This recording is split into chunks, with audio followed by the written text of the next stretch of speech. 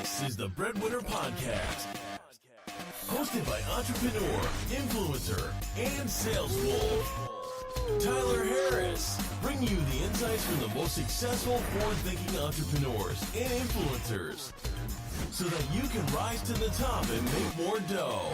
Now, let's get into the show.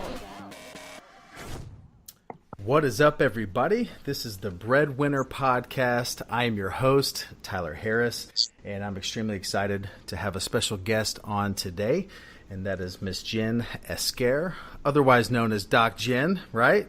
Yeah. I'm extremely excited to have Jen on today, and we've been working on this for a while to coordinate this and the schedule. I was looking up some stuff on you, and I love the fact that, I don't know if this was self-proclaimed or not, but it said the best way to describe you was a mover. Yes. And I love that. Like, that's the most incredible way to describe someone, especially when you look at your body of work and what you're actually doing. But the other thing I read was, it said your mission is to heal the world through empowering others to learn how to heal themselves. And I thought that was awesome. And so what I want to do is we're going to bring Jen on, have her tell you a little bit about who she is, where she's from, and what her main focus is right now. So Jen, I really, really appreciate you being on and look forward to the conversation. Thank you. I appreciate you having me on as well. And I love the intro because a mover is what I define myself on. You know, a lot of people like to put you in a specific box of something. So if I do a lot of handstands, I'm a yogi. If I do this, I'm that, you know. And we define people by what we typically know, which isn't bad. It's just, it becomes part of the norm of what people know, and it's easier to classify. But I, across the board, love movement. I think we should be exploring movement and kind of seeing what our body is able to do, whether, you know, that's running a marathon to doing some body weight exercises to lifting heavy. It can go across the board as to what our body is able to accomplish. So that's why I like to say mover, because I like to explore what my body is capable of beyond what we think it is, you know. A lot of times we're not even using even a portion of our capability within our body. And that's why I want to empower others to start to tune in. Because when you start to tune in and really start to take appreciation for everything that your body's doing for you and has the ability to achieve, that's when we really start to find that appreciation and move more, become more active in our lives, and actually start to explore. That's awesome. And so basically, it's a movement. Yeah. I don't know if anyone's ever said that, but I'll claim that. A movement. I want to touch on something. It was the first words out of your mouth because it's so funny. And you mentioned handstands. So my videographer, TJ, for people that watch our daily vlog, they've seen TJ. And this guy, his background he's like 90 years of life experience in a 24-year-old's body. One of which is handstands. Like, he loves handstands, and it's kind of become this running joke. I kind of make fun of him about, like, yeah, TJ, where's TJ? He's probably, you know, somewhere in a handstand. But he strategically made the decision to pursue handstands, and he told me one night late, you know, all the different things that it does for your body overall. But I'd love to hear from you, because I was looking at your site and I saw that was one of the things that was listed out. So tell me a little bit about that. Like, what is your theory behind handstands? Because you've got a program to teach people how to perfect that and become great at handstands. I just want to hear more about it. Yeah, I mean, essentially, it's just, I got started early in gymnastics. Yep. I was at UCLA, actually, or not UCLA, YMCA. Okay. Different. And they didn't even have a competition series set up. It was just really recreational, really for fun. And I kind of surpassed that. And so my parents put me into a program. But it's been a part of my life forever. And it's almost like a de-stressor for me. If I can go upside down, I release stress, I release tension. It's like someone else's meditation is my handstand. Okay. So that's why I personally do it and why I enjoy it. it's led me into very many other practices, I would say, because it gives you a lot of body awareness. So now I can understand how to start to lift a barbell. I can understand how to move a kettlebell.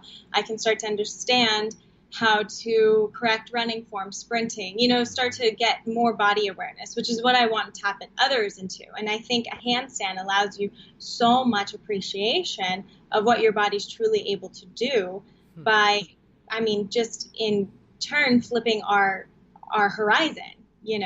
Going upside down, it's going to make you dizzy at first if you're not used to it. So it's working from the inner ear to your vision to your proprioception and then your whole body awareness. So that's why I love it. I made the program pretty early on in my Instagram, really because I didn't know what my Instagram was intended for at the time, and I did have a lot of people asking about handstands, and it was something that I love to do personally, but it's not my mission in life. So here's a program you can go check out if you want to learn more. Got it. But my page isn't intended to be like about handstands. Yes. That would be interesting if it was just like every single photo was just handstands, like all over the world. That would be interesting. So I want to talk about a couple of things. So you've got the mobility method, you've got the optimal body, but let's talk about kind of stepping out from what was your career into doing your own thing. And what was that like for you? Because you came from a more traditional background of your education and then the job, but then that quickly turned into you stepping out on your own and saying, look, I'm going to go do my own thing. And for a lot of people out there, that's obviously there's a lot of fear, a lot of anxiety involved in that. So what was that process like for you as you stepped out on your own? I would say it was pretty daunting at first. I went and I worked at a physical therapy clinic because getting out of school, I'm like, as a lot of physical therapists feel, we're not confident, we still need skill work, we want mentorship. So I went and grabbed that mentorship early on, and I worked in a clinic for about 1.5 years until I started getting people to reach out to me personally who wanted to work with me outside of the clinic. And a lot of people I started to hear were coming in and paying cash to the clinic just so that they can see me. And then aside from just getting recommendations and getting people wanting to see me privately, I was starting to get other opportunities outside, be able to go to events, be able to meet people, be able to connect in this world that was outside of just physical therapy. And so I decided, now's the time. I have a career. I can always go back if I needed to. But if I don't just make the leap and take it, I could regret it. I could miss out on more opportunities that could further me and help more people. So it just became something that in like a day I switched. And I emailed my bosses right then, and I said, I need to talk to you on Monday. And I got a response back like right away, like, don't leave us. Yes. I knew what was coming. And I told them, like, unfortunately, I only have a week because I got to figure out how to now be an entrepreneur and work on my own. Yeah. So I gave them a week's notice. It ended up being okay, and everyone left on really good terms. But it just became a switch. Like I followed my path, and I felt like, you know what, now's the time, and I'm ready. I didn't do it because someone else told me I needed to, and I did it because I felt it's now. Yep. It's time. And I love that answer because, I've always said if somebody walked into my office right now and they said, hey, come outside, there's a guy tightrope walking, and you look and he's got this big safety net underneath him. I'm like, I don't know. But if somebody came into my office right now and was like, hey, there's this guy, he's extended from this building to that building, there's no net, like I'm sprinting out to check this out, to see if this guy falls. Yeah. And a lot of times it's that safety net that ultimately holds people back from success when they do venture out on their own. But I love the fact that you just said you felt it and you just went with your gut and said, nope, I'm done. This is what I'm supposed to do, and just did it. That's awesome. The main focus of what I want to talk about is the fact that as I look through your Instagram, look at all the things that you're doing, you're giving out all your best stuff for free. And that's what I've done from day one on social media is I'm just putting out value every single day and never asking for anything in return. It's something I learned from Gary Vaynerchuk. It's a lot of people are fearful of doing that. They're like, oh, well, I've got my secret stuff. Like I can't get all the good stuff. And then, what's going to be left? But you're giving out everything. And the truly successful people will be able to do that, and it's commendable because most people won't. So talk a little bit about that, really mentality wise, what gave you the audacity to go out and do that, and then kind of how that's progressed as your career has moved forward. Yeah. So really it's been an amazing process. You know, with being able to take that in and just kind of go for it. I actually met someone right when I graduated grad school. I was not sharing educational tips. It was all fitness related, and it was all about my handstand. And then once I graduated, I met up with my friend who was already doing a lot of the rehab stuff, and he said, why don't you just start sharing some educational tips? People think you're a yogi, start talking to yogis and start, you know, doing the anatomy and the education. And I said, okay, I don't know how I'll do, but I'll try. And once I did that, it just started to take off. I grew exponentially compared to what I was at by just sharing fitness and cool videos.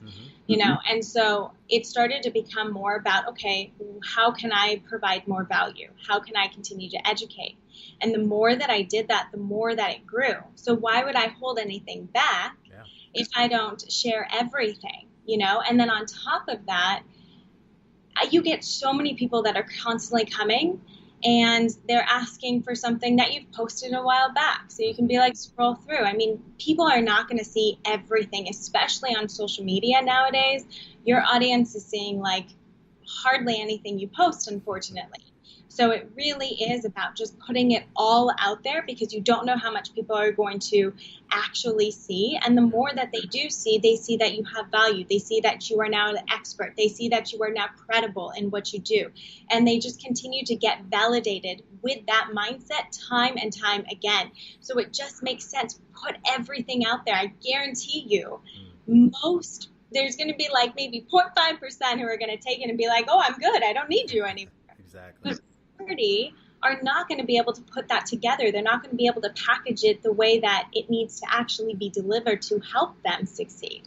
So being able to just give value and education, then say, hey, I have this all in one pretty place where you can now go and actually put it together for yourself. That's when they start to say, oh, well, she's already given me all this. Why wouldn't I want it? Why wouldn't I want to, you know, take this and actually run with it? I love what you said at the end because you answered the very next question I had, and you talked about putting it all in one place because that's what it's all about. It's disproportionate value. Like you're putting it out every single day, but it's very interesting, and I've never really thought about it that way. Is you said your way of ultimately monetizing that was giving people a place where it was all put together that they could follow it more systematically versus just getting little bits and pieces every day. And that's extremely interesting. But the reality is the real reason why most people don't do it is because it's a lot of work to put that type of value out every day. I mean, people don't realize how much work is involved in curating and creating the type of content that you're putting out on a daily basis. And by doing so, you've created that disproportionate value to where whenever you do ask, it's almost like someone would feel guilty not to participate in something like that. They're like, Jen is getting, I mean, I've gotten so much from her over the last 2 years. How would I not buy this book when it comes out? How would I not plug into this program when it comes out? Because I've gotten so much, even if they didn't need it. Like, that's the funniest thing with me, like with Gary Vaynerchuk, like he comes out with these shoes and they're just the ugliest shoes on the planet. And I'm a big shoe guy. And I can't stand the way they look. But I literally feel like guilt in my heart for not having bought them because I've gotten so much value from him, you know, over the years. And I'm like, man, like I got to break down and buy these shoes knowing that I'll never wear them because I think they're hideous. But it's just, he's done such a good job of creating that environment to where the disproportionate value is so high that anytime he asks for anything, I'm like, sure, done. Yeah, you got it. And that's what you're doing. But it makes sense the way you said, putting all this stuff out there. But if you want it all in one concise program where you can actually follow it systematically, there's where you can go and there's where you can do it. And that's where the monetization happens. It's so smart. couple of the things I wanted to ask. One of my favorite things, or one of my favorite quotes, every successful person has a painful story. And the part I always add to that is, will your painful story have a successful ending? And so what I'd love to ask, if you wouldn't mind sharing, is what is one of those painful stories that looking back, happened for you, not to you, and that you're eternally grateful because it made you the person that you are today? It's so interesting because that is something that happens to most entrepreneurs. It's like something hit rock bottom, right? And you came back from it and you succeeded and you are able to show that what's possible in the world. And I love those stories. I see myself as different. I fortunately don't feel like I've had yes, there's been painful experiences within my life, deaths or what have you, but I've been extremely fortunate to have two amazing parents that are still together, have shown me what it means to be movement active within their own lives. And they actually required us to be in a sport all growing up. And That's awesome. That only propelled me to love fitness even more, to want to work out on my body. We would go snowboarding every winter and then wakeboarding every summer because they had a boat. And so it was always this active lifestyle. It was just how you lived. It wasn't thought about having to work out. I would go ride my bike while my mom ran.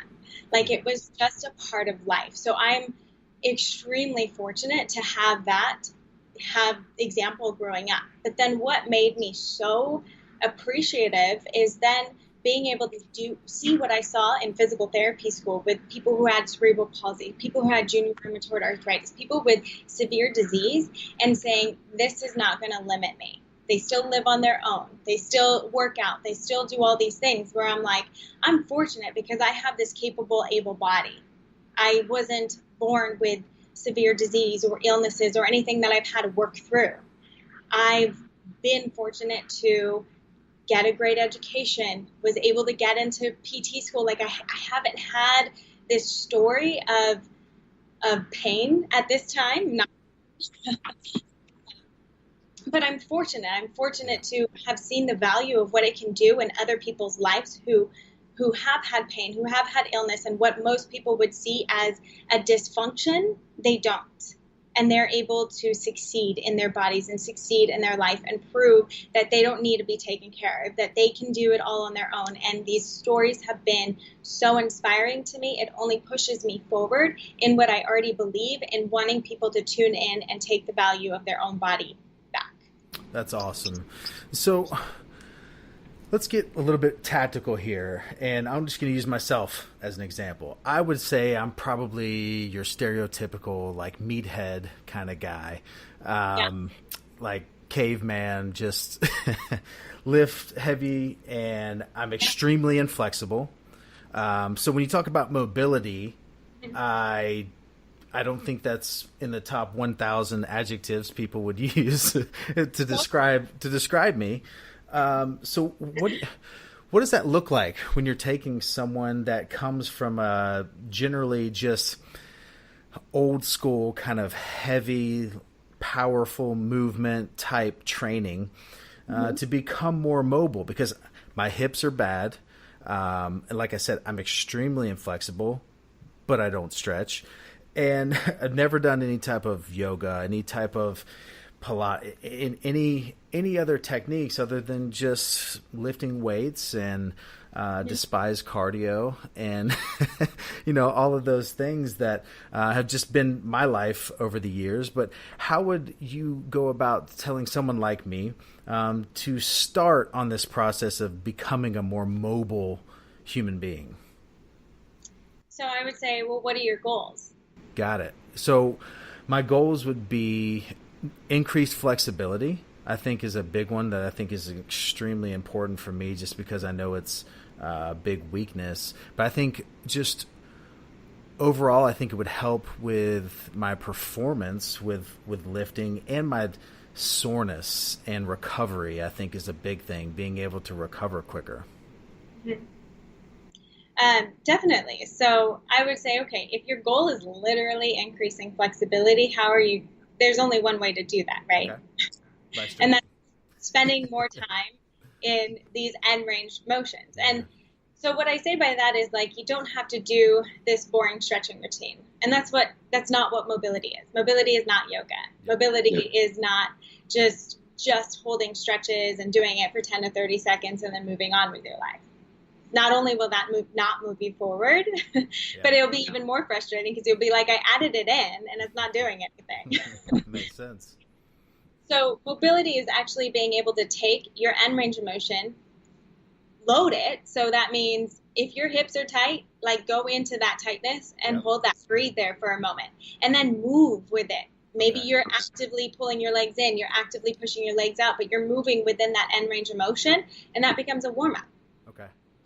Then cool down, same thing, right? So it's not something that then needs to be this long, drawn-out process. I usually tell people, pick one thing that you can do in the morning, and it kind of gets your day, like, feeling open, feeling good, like you just moved your shoulders, you moved your back, something from being in this hunched position, and you do one movement, and it gets you going in your day.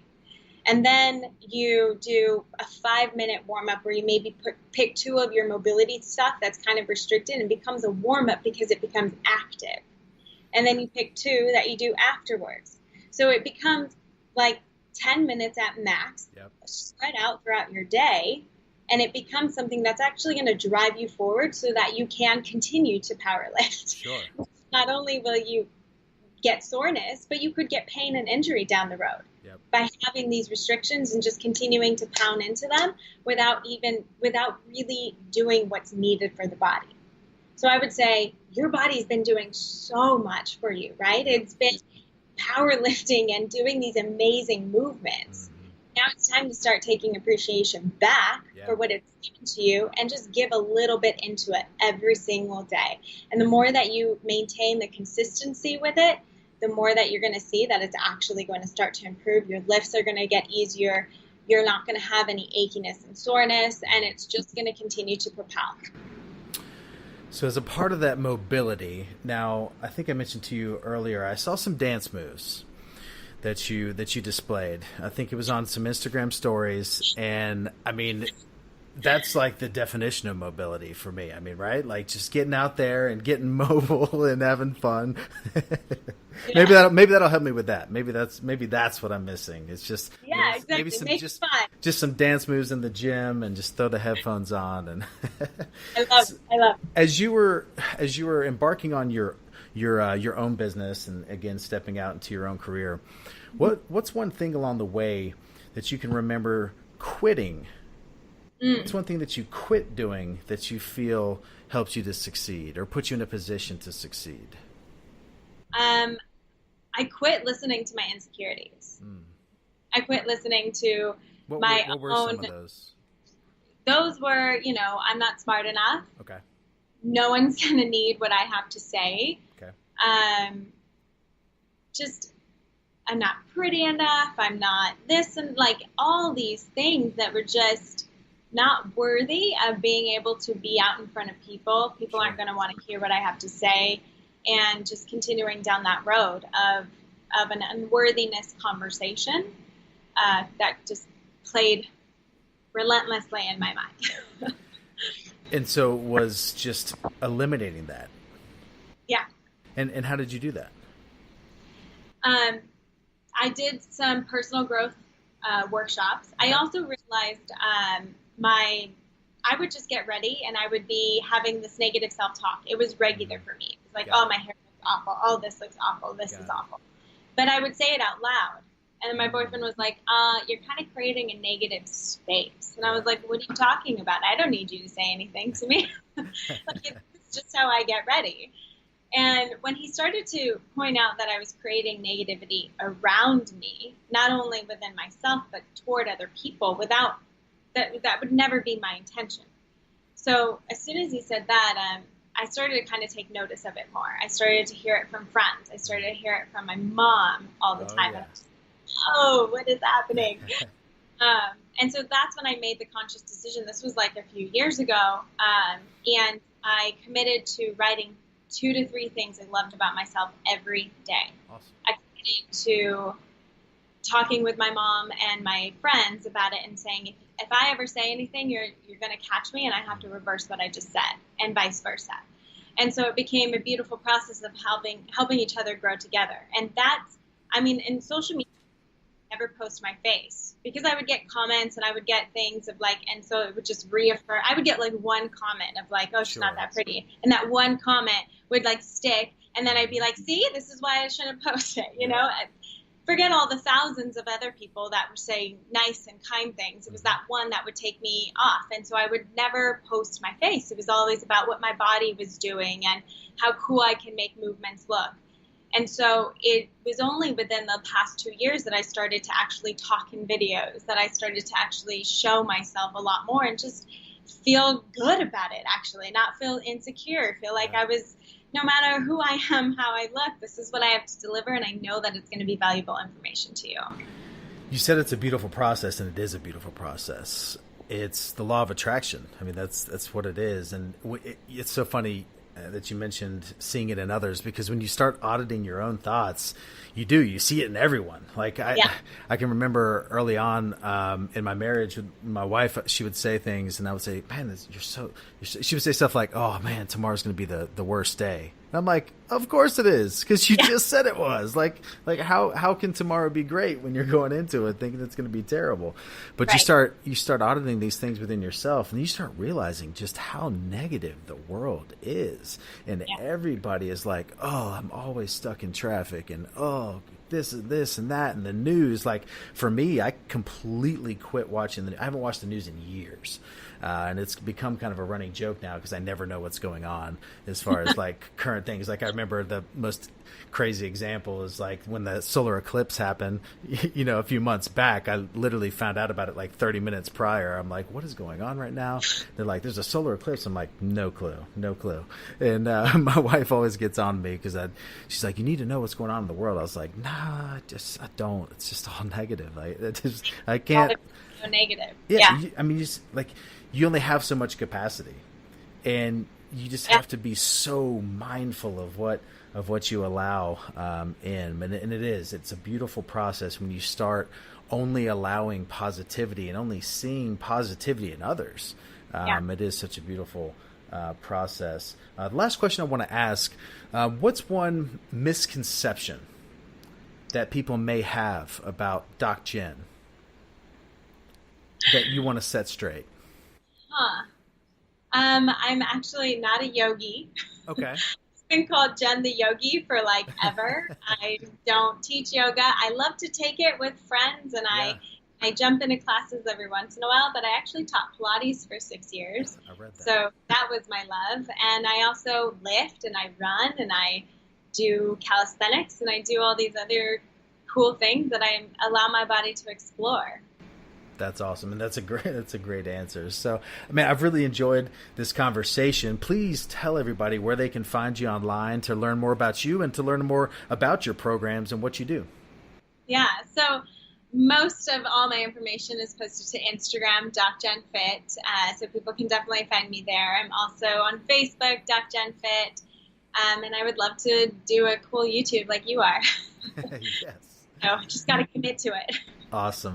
Well, thank you so much for being on. I really think people are going to get something out of this. And I know there's a lot of people that are listening to this podcast right now that could use a little mobility in their life and need to quit making excuses as to why they can't when they realize that it's just 5 minutes here, 10 minutes there, and that there are people out there that are putting this stuff with zero expectation of anything in return just to help other people.